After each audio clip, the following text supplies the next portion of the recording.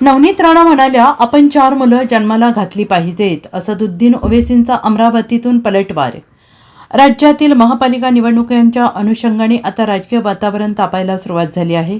नेते मंडळी जाहीर सभांमधून एकमेकांवर टीका करत आहेत. त्यामध्ये MIMचे नेतेही महाराष्ट्रातील प्रचारात सक्रिय झालेले असून असदुद्दीन ओवेसी यांनी अकोला आणि अमरावती येथे जाहीर सभा घेतली आणि त्यावेळी बोलताना भाजप नेत्या नवनीत राणा यांच्या वक्तव्यावरून पलटवार केला.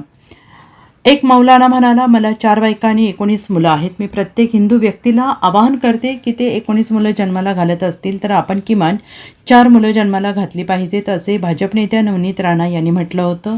आता अमरावतीत निवडणूक प्रचार सभेदरम्यान असदुद्दीन ओवेसी यांनी नवनीत राणांवर पलटवार केलाय.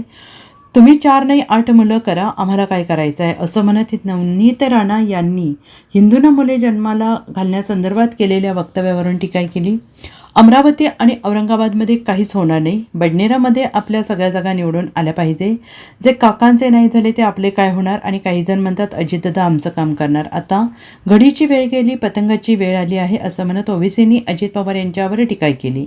ही वेळ जागा होण्याची आहे. आपल्या मताचा योग्य वापर करा. तुम्ही आपल्या ताकदीने या ठिकाणी सत्ता आणा. मला नेहमी म्हणतात ही भाजपची बी टीम आहे, पण मी तर अल्लाचा पुतळा आहे, असं ओवेसी यांनी म्हटलेलं आहे. Bureau report SBN Marathi.